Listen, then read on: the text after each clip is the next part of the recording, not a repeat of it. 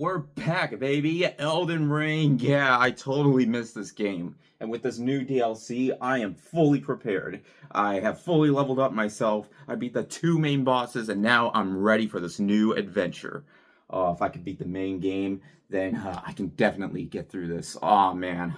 From Software, I know they went all out with this one. Alright, what should I do first? I guess I will start over here first. Alright. I'm just gonna walk.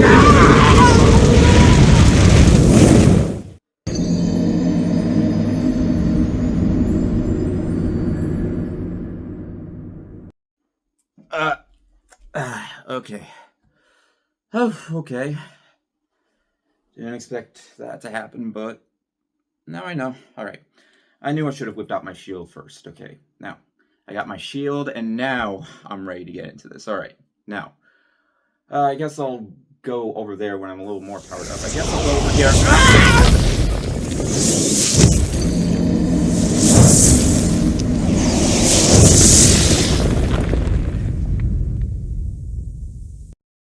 Alright. Come on. I just want to have some fun here. I'm getting a little mad, but, you know, I came a little more prepared. I got myself some new armor back in the base game, so... yeah, I got that. I got my shield and my sword. Okay, now I'm fully prepared. Now I'm ready to... oh, hi there, little guy. Well, you better be careful in these lands. It's actually quite dangerous.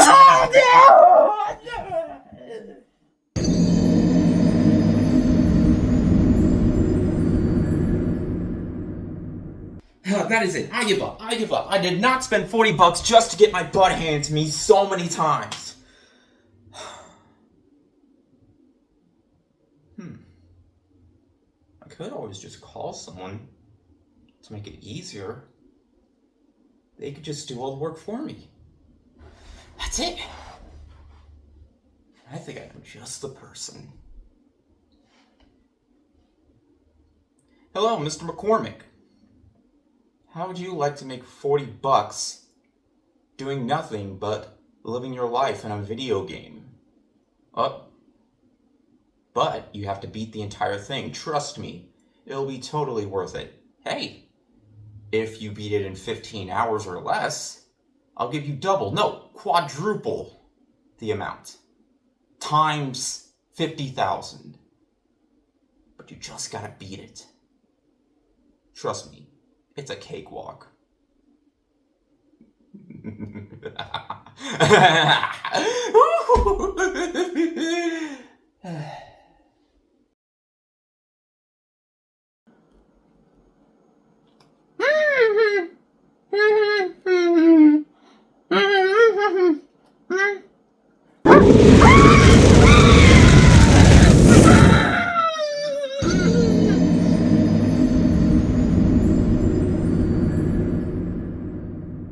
Oh my god!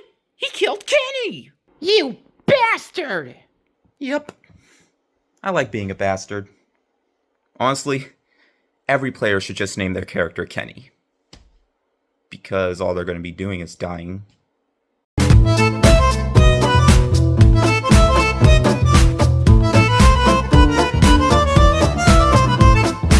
Hey guys, what is up? This is Matthew, it's me once again. And welcome back to, well... technically this is a video game review, but I'm reviewing an expansion to a base game. This is probably the first time in a while where I ever reviewed DLC. The first time I reviewed DLC was with The Last of Us Left Behind, but that was all the way back when I was starting to get into video games in 2016. So yeah, 8 years later, I'm finally talking about another DLC. I don't really review DLCs all that much. I don't really talk about them all that much because they're very short and there really isn't a whole lot for me to talk about. But I really wanted to talk about this. Even if I wasn't able to beat it which I shockingly was able to do, I generally wanted to talk about it anyway, and that of course being Elden Ring Shadow of the Erdtree. We have been waiting for this for 2 years. It was announced all the way back in February of this year, which was 4 months ago, and it's already been 2 weeks since this DLC came out, and I have just been very busy on this. So yeah, I actually have quite a bit to talk about. Now, of course, this being the expansion to the beloved Elden Ring, which won tons of Game of the Year awards, which were rightfully deserved so, because it was my favorite game of 2022, and it topped many other people's lists as well, and yeah, rightfully so. Elden Ring is a masterpiece, it is by far From Software's largest game, and it would make sense why it would have DLC of its own, because almost all the other games that they made, except for Sekiro, have had expansions and DLC, because of course, despite how difficult these games are, we want to see more. And there is more to the story. There is a brand new storyline that most people, of course, when it comes to these types of games, you're mostly in for the combat and trying to build up your character, making them strong or very powerful up against these brand new bosses. And trust me, there are quite a bit of bosses. This is the most bosses they've ever put in their DLC.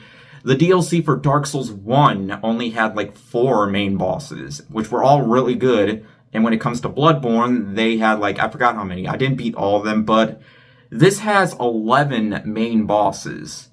And that's not even all the bosses. There are also tons of mini bosses and recurring bosses, just like in the base game, but also new ones in here. And, oh my god. Okay, so let me tell you right off the bat, okay? If you're really bad at Elden Ring, then I don't recommend going into this DLC, because even the DLC itself, there are some catches. There are some things you have to do before accessing it. But that's kind of to be expected. And there are 2 main bosses that you have to beat, neither of which are easy, but I managed to beat them all the way back when I played the base game, so I was already good on that.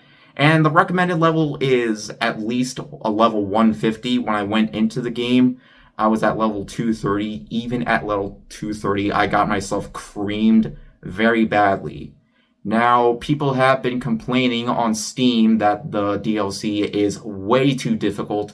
People have just been review bombing it, despite it being overwhelmingly praised by critics, which I feel like is rightfully deserved, because I thought this was awesome. This generally didn't really feel like DLC, but it made me just feel like I was playing Elden Ring for the first time all over again without having to do New Game Plus. And I don't recommend going into this game on New Game Plus. If you still have your base game and you haven't started New Game Plus, I would recommend starting on that, because when it comes to New Game Plus and From Software games, you will get creamed easily. So, but of course, tons of people have replayed the game so many times. So I recommend just starting a brand new game from scratch, because that's your best bet here. Now, I get why people say it's too hard. I even thought it was way too hard. I was just thinking to myself, okay, I knew this was going to be hard, but oh my god, I feel like this is just, wow, this is just, and this is coming from someone who beat Orphan of Kos from Bloodborne on his first try. And, oh my god, okay, so the first boss took me more tries than any of the bosses I fought in the main game. Now, here's the thing though, while a lot of people have complained, a lot of people forgot that there is another way of making your character stronger, and you can definitely see a difference. And no, it's not by constantly farming ruins to build your character up. No, it's these things called scatter tree fragments and reverted spirit ashes that both increase your defense and offense in the DLC. Unfortunately, they don't work in the base game, which is unfortunate. But in the Cuphead DLC, the abilities you got from that, you could also use in the base game, so that's kind of unfortunate. But hey, you know what? If it's part of the DLC only, then you know what? That's fine, because even I was still very overpowered once I was finished with the base game. But yeah, you can collect them throughout the entire world of the Elden Ring DLC, and believe me, this world, it is huge. For DLC, oh my god, this does not feel like DLC. It is $40, which might be a little overpriced for a DLC, but I feel like this game, it rightfully deserves it, because it just feels like it's just never ending. That's what I loved about Elden Ring. It's a game that feels like it just doesn't end. even after dying over and over and over, I just didn't want to give up on it. And there are times where I just loved dying in the game because it encourages me to want to try and get better, and rightfully so with this as well.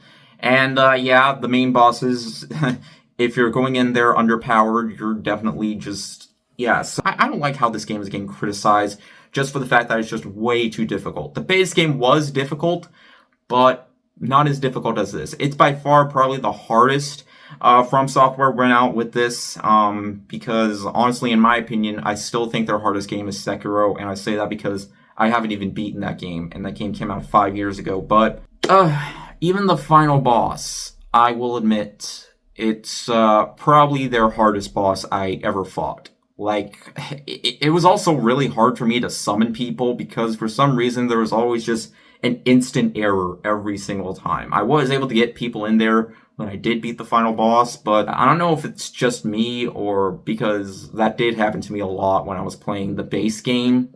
But even when you summon people, it still feels a little bit harder because it feels like the boss just gets stronger. But yeah, and I just, the final boss, let me warn you, you are going to have to be super prepared for this one, because even if you maxed out your scatter tree fragments and your reverted spirit ashes, yeah, you're still, I went in there at level 280 with all the fragments. I still don't recommend going in solo. Here's your best bet. I recommend getting the strongest mimic tier you have, you know, those little things that you can use against bosses and stuff, which you can upgrade.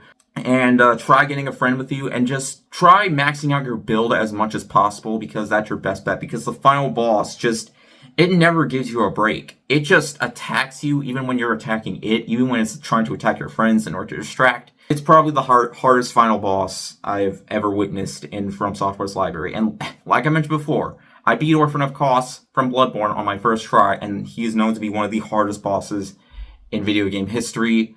And hell, the final boss in the base game only took me 2 tries. The only time I died from that boss was just by the end of the second phase. So, yeah, there was rarely ever a time where I got more than half of his health done in when I was fighting it. But I just could not go to sleep. I was doing this at night, and yeah, I honestly feel like I should just blame myself for not playing properly. But hey, I was satisfied by the end, because I did not want to rush this.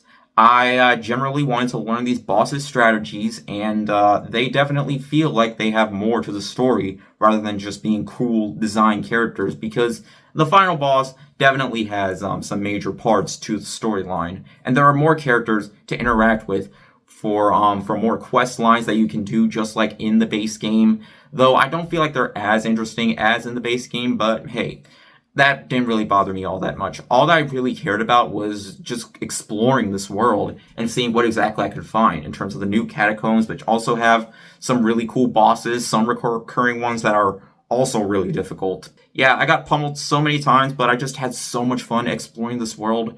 I was just thinking to myself, oh man, I miss this game so much. And it's by far, it might just be my favorite DLC that FromSoft has ever put out.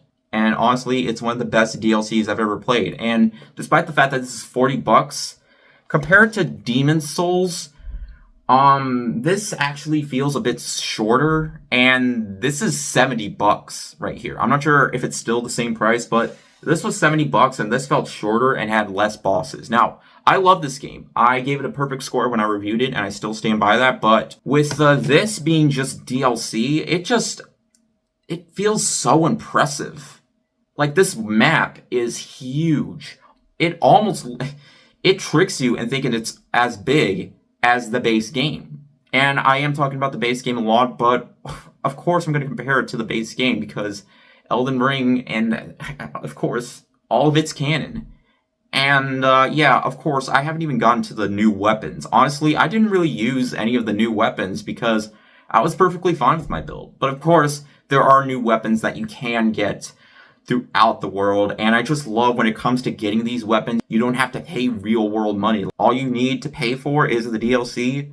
That's the only time you ever have to pay for something that's not in the base game. Yeah, it felt so satisfying getting that brand new weapon or new armor set, and they look really cool. You can get them from these new bosses, And despite how difficult they are a lot of fun. Like, the first two bosses were the ones that I struggled with the most, other than the final boss, but I had so much fun trying to learn their strategies and all that. It was just so satisfying. This is a DLC that still feels extremely punishing, even more punishing than in the base game, but just like the base game itself and all of From Software's other games, they feel so rewarding, so satisfying once you do so, manage to beat them, and it just feels like it's a game that will just never end.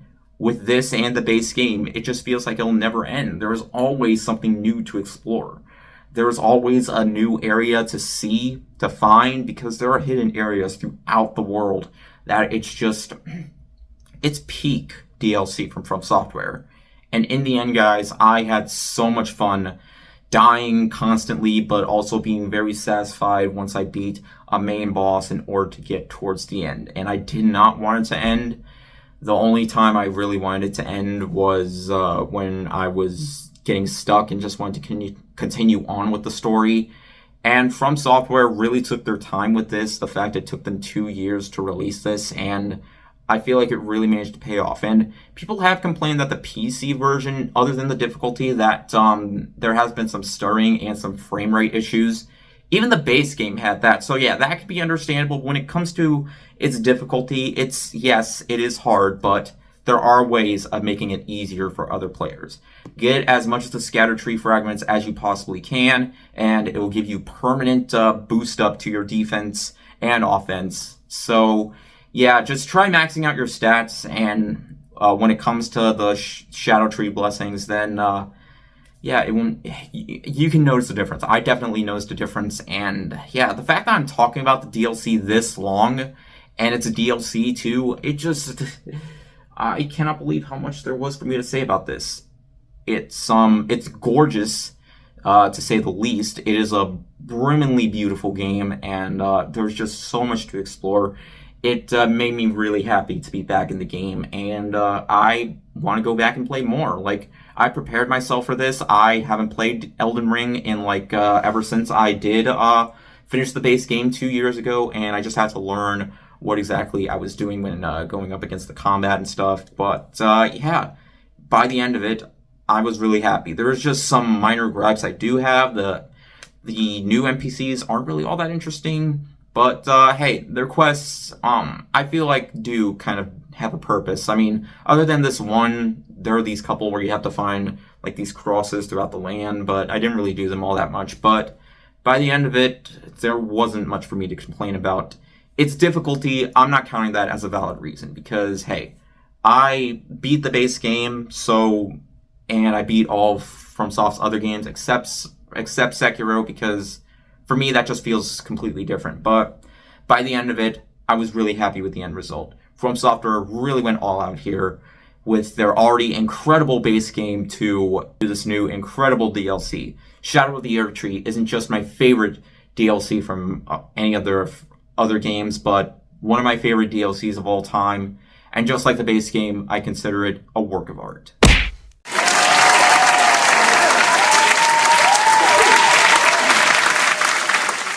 And just like the main game, I don't really have any major problems with it. Like I said before, I don't really find the difficulty to be a valid reason to hate it. Even though it is receiving mixed reviews on Steam just for that alone, maybe it's just due to the fact that you're bad at the game. And hey, if you think the base game is too hard, I don't recommend playing the DLC, because like I said before, you have to beat 2 main bosses, which are really... There was one that I struggled with on a lot in order to access it, but I already beat them long before the DLC came out. So yeah, if you're bad at the base game, then I don't know what to tell you, because it's not for everyone. But for me, I was more than satisfied by the end of it, and yeah, I thought it was awesome. And if it was a game on its own, it would definitely make my best games of the year list. But and I think it's one of the best things to come out this year, even better than some of the other main games that I have played this year. And yeah, that's honestly saying something. So yeah, if you're a fan of the game, the base game, then definitely play it. But let me warn you, it is far more difficult. But hey, there are ways of making it easier. Just build out your character the way you want. That's what Elden Ring's about. Playing how you want. Sometimes when it comes to these games, you can play them in, you can beat the bosses in any specific order. You can even beat the final boss before fighting these other bosses. Like, you can just skip some of these other bosses in order to fight the final boss, but yeah, I've been going on way too long enough, and I think I might have talked about this more than the actual base game, but hey, I love Elden Ring so much that I just wanted to talk about it. I even made a recipe video inspired by Elden Ring, which is the boluses. Go check out my video on that if you want to see me gush more about Elden Ring. So yeah, just I've been going on way too long enough. I cannot believe how long I've been talking about this for, but yeah, I recommend it. Anyways, thank you guys so much for watching, and I'll see you guys later. Word out.